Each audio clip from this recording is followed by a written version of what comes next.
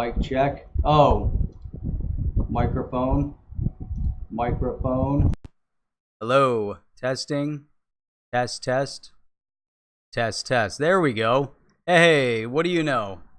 I had the microphone shut off. Here we go. We are officially live. Look at that video. Man, the video is streaming nicely.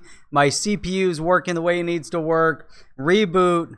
Stopped using Streamlabs. Streamlabs was consuming 60% CPU power today.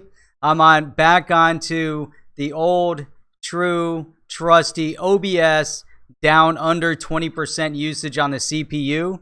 And there we go. So it's the ups and downs of the software turmoil, the struggle of trying to live stream. When you do just straight videos, man, you can mess up. You can say whatever the heck you want to say. Doesn't matter because you can always edit it out afterwards. But when you're live streaming, guess what? You are stuck. You're stuck with what you got. So who's down with OTC?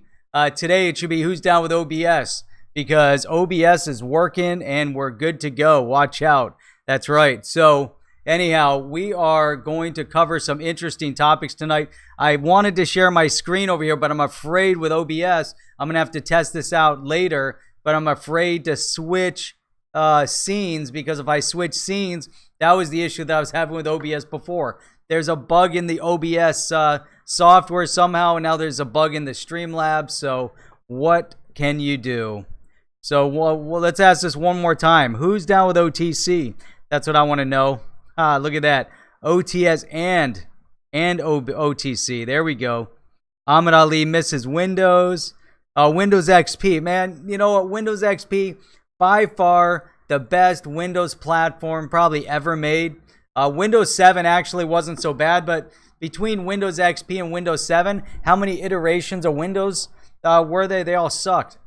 And Windows still sucks. Windows 10, I'm not really impressed. Let's all go back to Windows 7. If we can go back to Windows XP, that'd be awesome. Some Yeti coin and some OTC. That's what I'm seeing in the stream tonight. All right, so who knows what Taintchain is? That's what I want to know. So this is interesting because I started doing some reading and I was thinking, you know, what happens when you want to track down a digital asset? Now, you know, I've tried doing that before. It's interesting. It comes to a dead end, you know, unless you really know what you're doing. But for those that know what they're doing when they're tracking down digital asset, I think it's really, really interesting. So who just said once you go Mac? Come on. You know, Mac with a one-click button and all the confusion over there. So there is a Taintchain. There is. I wish I could share my screen. I'm afraid to share my screen and then start this whole process over again. That's why I was trying to go back into Streamlabs. I meant to test out OBS. I thought my days of OBS were behind me, but I'm back with OBS.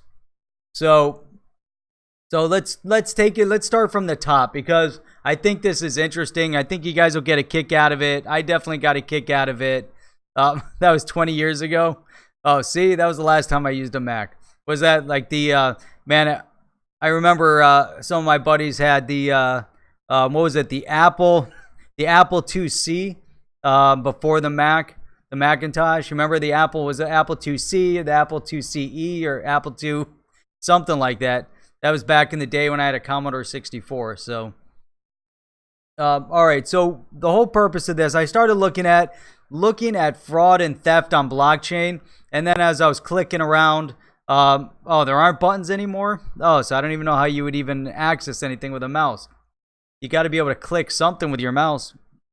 You know, you must have a one click, the one hit wonder. All right, so just like Peru said, make sure you guys hit the like on the way in. Make sure you guys tweet this out. Tweeting it out right now would definitely help out. That'd be awesome. We'll definitely get some mention. So Wildstar, what's going on? Ahmed Ali went from XP to Mac OS. I see what happened. It all makes sense now. I've got multiple things going on. The Apple mouse is like the trackpad. Interesting. I like the mouse. All right, so this is all about, you know, trying to stay compliant. Peru, man, what's up with that? Thank you very much, man. Appreciate it. Look at that, $9.99 from Peru Crypto with all the XRP that he hands out on a regular basis. Dude, man, that's awesome. I'm gonna have to stockpile that away to fix this computer scenario. All right, so staying compliant with AML, anti-money laundering, tracking of terrorism, use of digital asset. So it's amazing. So I found going through all of this thought process, chain analysis, chain trace, crystal blockchain, and then taint chain is actually a thing. So let's see here. Let's go to chain analysis. Let's start with that one. Again, I wish I could throw this up on the screen. I'll do my best to talk about it. Give you guys some of the highlights of this whole thought process. So this is really organizations who are dedicated to investigating illicit activity and tracking down stolen or lost digital asset. It's amazing. I mean, this is career, you know, people's careers spent just on this. And it's just a matter of time. We're all so concerned about, you know, if we do the wrong thing, you know, we're trying to protect it, people stealing. It's a matter of time with a little bit of ingenuity. Everything you think about, the way everything's out there in the ecosystem. So there are digital footprints that are being left behind, and so it's in the blockchain. So with the right people, I gotta believe with a little bit of AI, there's a methodology to the madness to where they're able to track down money laundering, they're able to track down terrorism financing, and in fact, there was an article, I think I brought it up, it was maybe a couple months ago, there was an outfit out of Israel that actually tracked a terrorist fundraising that ended up going through wallets on Coinbase and ended up getting into the hands of terrorist organizations. Amazing. You know, obviously you got to piece all these things together, but once they start, you know, fitting all these little, you know, digital footprints, once they put them all together in the right, it's like it's made this big puzzle. And this is, to me, this is amazing because think about what prevents full mainstream adoption into the blockchain or the digital asset space. One, investing in an exchange that is not FDIC insured. You get FDIC insured, you get third-party organization entities that are insuring. You get custodial accounts. There's so many different things that is needed, you know, for that big mainstream blow up. And so this is the methodology of being able to track down the money laundering and the terrorism financing and the human trafficking, all the things that can't be done if they're trading in fiat currency. So what is the one thing that the naysayers, the Shermanator and all the rest of his gang, what is the one thing they point out on digital asset and cryptocurrency? It's that it's used for illicit affairs, it's black market, it's on the dark web, it's et cetera, et cetera, et cetera. All the things that are really being demystified as we speak at this moment. So Dansky, let's see, CipherTrace, Reactor are two programs that are used for tracking crypto. Awesome. If you didn't tweet it out, retweet. I have no idea what that tweet is, but tweet it out. So, haha, there's DNI. There's DNI. DNI's coming up. He'll be streaming at 9 o'clock tonight for everybody that's on right now. So anyhow, all right, let's get into this again. So we dig into it. It's interesting too because there's, you know, quite a few financial institutions, cryptocurrency businesses, obviously government. They're all very concerned. And here it is, the chain analysis Reactor and chain analysis KYT. Now the chain analysis Reactor, I wish I was sharing my screen. You guys would see this firsthand. But anyhow, chain analysis cryptocurrency investigation software helps law enforcement and financial institution stop bad actors who are using cryptocurrency for illicit activities such as fraud, extortion, and Bitcoin money laundering. So again, all the things that the Shermanator and his gang that are saying against digital asset, these entities, these organizations are doing exactly what's needed, which is dispelling all the myth of what they're trying to promote. And it's amazing. So really, when we think about, again, the mainstream, they come into this space, they want to feel confident. They want to know that they're being protected, that they don't want to have to worry about they're holding a wallet or an exchange, it gets broken into. If you're holding your own wallet and somehow that gets hacked, you know what? Go to this organization and they're going to track it down. If one of these big groups get hacked for $100 million or whatever it is, So let's see, XRP tip bot. We've got, man, look at that. Steven Chip with the 1589 XRP. That's 15.89. Look at the play on that, 1589. It now tracks multiple different cryptos, which is fantastic. Absolutely outstanding. And this chain analysis, KYT, more compliance. This is businesses need an automated way to assess risk so they can meet anti-money laundering regulations and maintain relationships with key stakeholders. That's their solution. And it's so key. Think about, you have to know your customer, AML compliance, all these different variables that banks and financial institutions are worried about, and having software solutions that will manage and monitor and really help with that is phenomenal. So this is key. To me, this was the one aspect. And maybe we kind of overlook it. We don't talk about it. But here we have their investors. Let's see. The investors in chain analysis. You've got Benchmark. We've talked about them before. Point9, Techstars, Converge, Funders Club, Digital Currency Group. It's great. It's absolutely outstanding. And chain analysis assigns a risk score. So what do they say if we go down into their FAQ? How are the risk scores determined? So let's read this. Chain analysis KYT baseline risk scores are based on blockchain AML thresholds set by top regulatory bodies in key jurisdictions such as the US and Europe. So they're using the best of the best in terms of, this is how you're going to assign based on the government body, the jurisdiction. This is how they're assessing risk. That's how they're judging risk. It's absolutely outstanding. So to me, again, this is that last piece of the puzzle for the comfort zone of mainstream adoption. Comfort zone.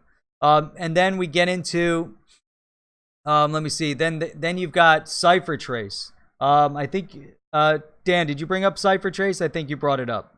So let's see, CipherTrace here. And this is amazing. So this is on their website. You go on the CipherTrace website. Q1 of 2019, they have an AML, an anti-money laundering report. It's just unbelievable. So check this out. So in Q1 of this year, and now let's see here, the Q2 CipherTrace anti-money laundering report and the exact numbers will not be released until tomorrow. So we got to look forward to that. We're going to see some new report for Q2. But check this out. Q1, cryptocurrency thefts, scams, and fraud tally to more than $1.2 billion in the first quarter of 2019. So it's an amazing report. So you have criminals stole more than $356 million from exchanges and infrastructure during the first quarter. And then you have, obviously, there were some exit scams. And so you have the implosion of Quadriga CX is in there. So users were robbed of around $195 million. And on top of these numbers, let's see, the New York Attorney General's office revealed what they allege is a fraud involving the loss of $851 million by major cryptocurrency exchange Bitfinex. It's amazing. So let's see. So you have 47% increase in the number of cross-border payments from U.S. cryptocurrency exchanges over the last 2 years. That's interesting. This is all based on the CipherTrace research. 47% increase in the number of cross-border payments. And do you think that RippleNet is responsible for a huge part of that?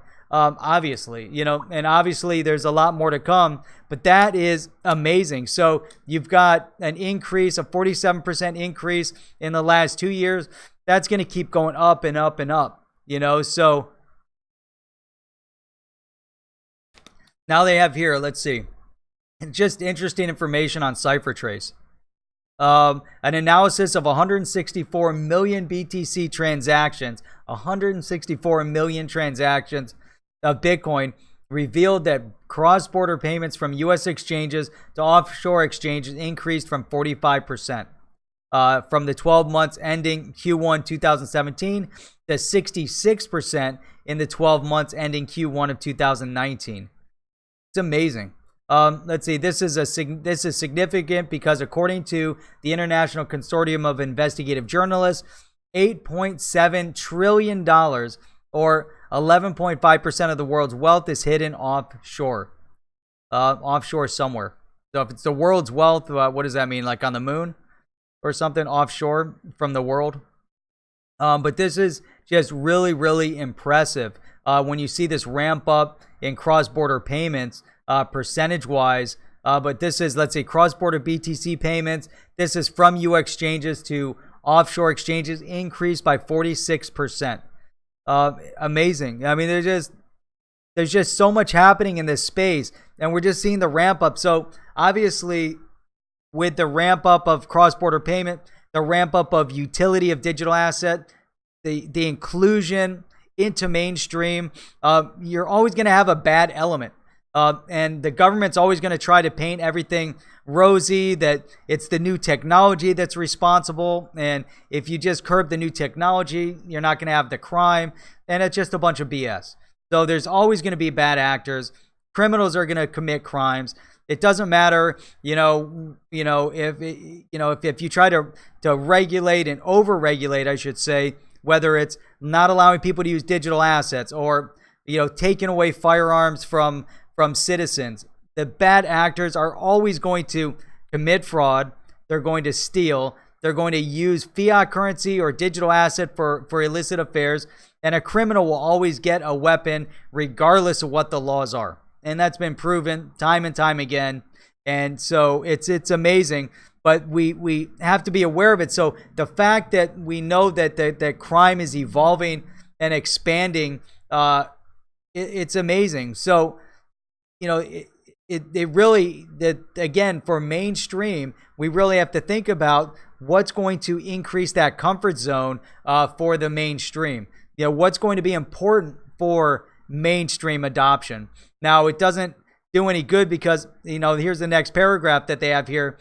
A crypto crime evolves and expands from the virtual to the real world. And that means that there's ransom. So check this out. As just one example, kidnappers in Norway demanded 9 million euro, approximately $10 million ransom in Monero, a privacy coin.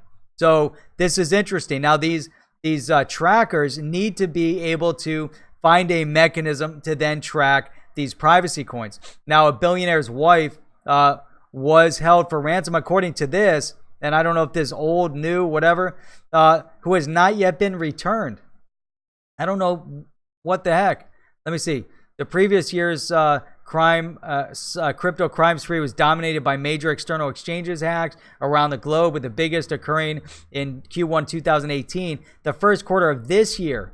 So it's, according to this, the billionaire's wife hasn't been returned yet from Norway. What's that all about? There were also 2 large insider thefts, misappropriations, Quadriga CX, which we all knew about. The guy supposedly went over to India to die. And then you have Bitfinex. And so amazing. But it's so key that they're tracking all of this. And there's organizations that can then follow the digital footprints that are left behind and even track down the perpetrators. It's amazing. So let's see, again, some of the highlights here. Thieves and scammers stole more than $356 million from exchanges and users.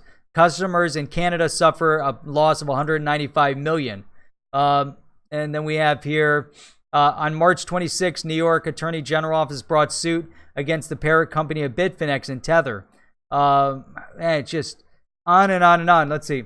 Iran announced the imminent launch of its long-rumored crypto Real, a state's stablecoin, in order to overcome sanctions and restrictions by SWIFT. Then the Russian Duma approved international use of domestically developed SPFS as a SWIFT alternative for cross-border payments, again, to avoid political sanctions. Some of the things that DNI has been talking about. The UN published findings of a private report that concluded North Korean hackers looted $571 million from 5 cryptocurrency exchanges in Asia. So we see a trend. We have Russia, you have Iran, you have North Korea, you have bad actor states and bad actors within those states that are committing and perpetrating huge amounts of crime. You know, so it's just amazing. I'm not saying that all the criminals are in those areas, but I'm saying you have bad actor states, bad actors committing crime, and bad actor states attempting to circumvent and go beyond kind of the rules of the land, you know, so to speak.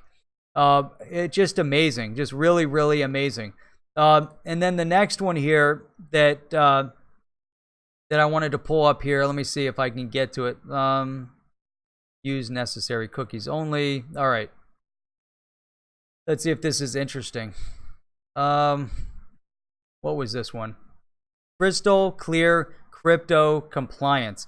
So it's more. Crystal Analytics enhances due diligence and AML compliance procedures for organizations involved with cryptocurrency. So here's another one. You can get Crystal, you know, the different products that they have. It's called Crystal Blockchain. So it's really interesting. You know, you've got different supported cryptocurrencies, depending on which one, web service and API, hosted on premises, pretty much Bitcoin, Bitcoin Cash, Ethereum, the ERC20 and ERC721 tokens, optimal for use by crypto exchange services, financial organizations, family offices, just on and on, anything that needs KYC, AML, CTF procedures. And it's really amazing. I mean, obviously we definitely see the development of this space. I think it's really important. You have the banks, you have the exchanges, you have the blending of the banks and the exchanges. We're starting to see more and more of the exchanges taking on banking type role. And then you have the protective shell, the protective mechanism to make sure that those using all of this are going to fit, you know, very nicely when we see more mainstream adoption kick in. So let me see here. Sorry, let me get back. Let's see. Didn't mean to ignore everybody over here. So let's see. Oh, David D. All right. This is critical, and FATF guidelines have a travel rule which the exchanges didn't like and aren't billed for. They must send payer and receiver KYC, AML, CTF from exchange to exchange. I think, you know, part of that's going to be key in the mainstream adoption, in regulatory clarity. There's all these little variables. So if we want the regulatory clarity, we want, let's see, coin linked. You look like like Professor X. Yeah, I appreciate that. I've heard that before, so that's funny. It must be all the hair. That's what it is. It's the way I keep my hair. So, all right. Let's move on to the next one. This is good stuff. All right. So this was this one. I like this one. Hang on. This was MIT Technology Review, and I like this article. This came out back in January. So as I was digging into it, you know, more and more. Let's see. Oh, rain, hilarious. We're getting close. So this on MIT. This was what, 6-7 months ago, whatever. Interesting. So the title of the article in the MIT Technology Review: we're getting closer to being able to track stolen Bitcoins. So, okay, let them focus on just Bitcoin. Let them move to other digital asset. Let it really develop into the space. Key. This is so key to see that there's a driving force to protect those that are investing in this space, because you can't allow hundreds of millions of dollars to go get stolen, and not be able to monitor, track, and hold those that commit this type of crime accountable. So here you have cybersecurity experts have never been able to trace individual Bitcoins, which is why it's so easy for cryptocurrency criminals to cover their tracks. A new algorithm could change that by revealing hidden patterns of Bitcoin money laundering. I don't know what it is. Ever since that anonymity, all these other words seem to be meshing as well. This is so important. I mean, it's amazing. Obviously there's a lot going on. There's a lot of things that they do, and it's really, it's all telling, because we're seeing more and more focus in this space. Now, if we move out of MIT, and then we get to this was also in January. Not sure which article came first. This was on 21 Cryptos. Stolen Bitcoin and cryptocurrency can now be tracked in a new way, researchers determine. So what is this crap? There we go. All right. So here we have, and this is where we're going to get into the title from the thumbnail, TAINTCHAIN. This is where it gets cool. So TAINTCHAIN. A team of researchers reportedly found a new way to track stolen Bitcoin. The program is called TAINTCHAIN, and it allows law enforcement to track the digital currency even after it's been laundered. So a big part of it is, are you holding digital asset? Are you holding Bitcoin? In this case, yes. Do you know if your Bitcoin that you're holding has ever been stolen? So, Dansky, that's hilarious. I definitely needed a scotch. You know what? And it's funny because just as I was walking out here, I walked right by the cabinet and I was about to pour some Whistle Pig. And if you guys don't know what Whistle Pig is, it's fantastic. It's absolutely an awesome whiskey. It's not a scotch, it's a whiskey. It's made in Vermont and up in Canada. 2 different locations. They have different versions of it. If you want to get something in the $80-ish price range, go for the Whistle Pig 10-year rye. Absolutely fantastic. You'll be glad you did. They have a new one, a cheaper version that just launched. Haven't had it yet. And then if you're really into spending some money on your whiskey, go for the Whistle Pig Boss Hog. And the Boss Hog will just knock you over. That one, $499 for a bottle.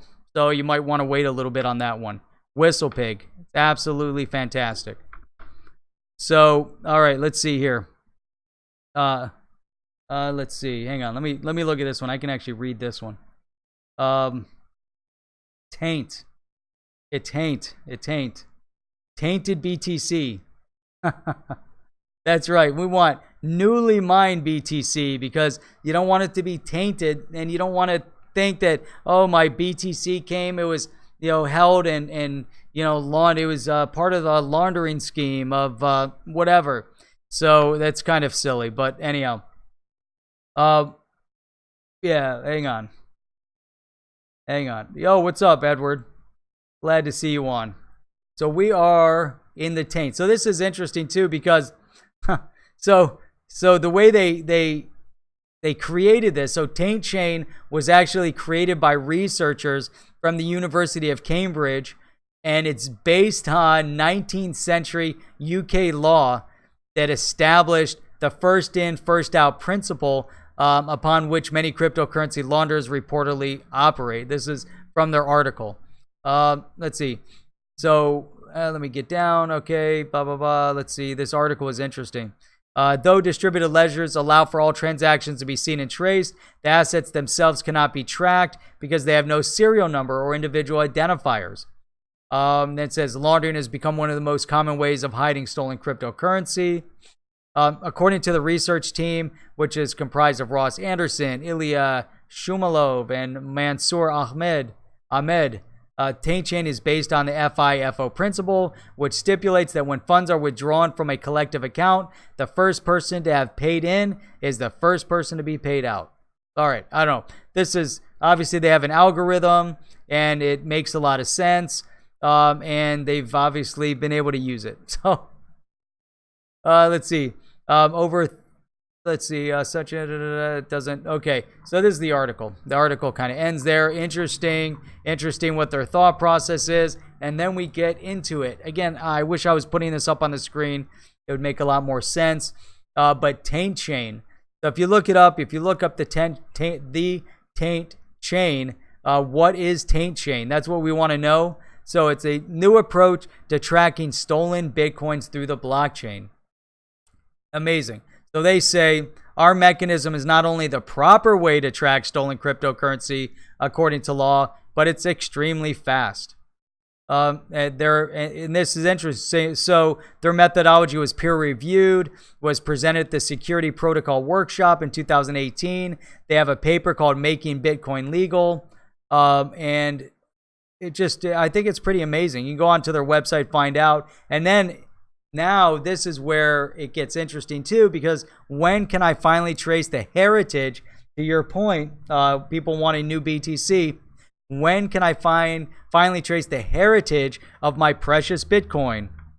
So if you want to go to GitHub, you can already do it using a Rust program publicly available on GitHub. So if you go there, it says here, what is currently available is written in Rust and slightly inefficient, but it's available. So you can actually track your Bitcoin and find out where it came from. So that's the what, and then the when, not available yet. So stay tuned. And that's Taint Chain. So there's just a little glimpse into what's happening overall in the space. I love it. I think it's important. I think we need to know. I think we need to be able to track it. I don't think we need anonymity, complete anonymity in this space. However, we want some. We need privacy of what we're buying and selling. There has to be law surrounding it. There has to be a process around it. Maybe, some of the encrypted softwares probably shouldn't be available to just everybody. But then again, you put it into the hands of government. We don't know exactly how they're planning on using it. There's a lot involved in this space, obviously. But we can see, some of the key, points here of what's needed. And is it OTC? Taint, the Taint Yeti coin, the Yeti coin. Ahmed Ali, Dansky, what does the $1 billion have traces of? Aha, see? Blood BTC, like blood diamonds. You don't know. You don't know where it comes from. Most fiat $20 bills contain trace amounts of cocaine. That's probably true. Let me see. Okay, I think this was an important comment. If I'm going to spend some money on whiskey, it's going to be from Scotland. And you know what? There's some good scotches out there too that you can spend a decent amount on. But definitely try the Whistle Pig. Guarantee you'll be happy. Maybe, Chip, the next time you're at the house, we'll pour a little bit of Whistle Pig. How about that? You like that? Johnny Taint and the skid marks. Honest to God, I don't know if you guys ever heard it. I don't know why I remember this. Well, I know why, because of the name. There was a band, a punk band, years and years ago called Greasy Feces. And that's like the best name ever, because you'll never forget it. Now that I just told you, you'll never forget that name ever. Greasy Feces. How do you like that? Now, yeah, live with that the rest of your life. So anyhow, so that was awesome. That was 30 minutes. I promised this round, I wanted to stick to 30 minutes. I wanted to keep the stream or the topic very focused on one thing. Glad I did. If you guys, anybody in here is new, I've recognized everyone chatting.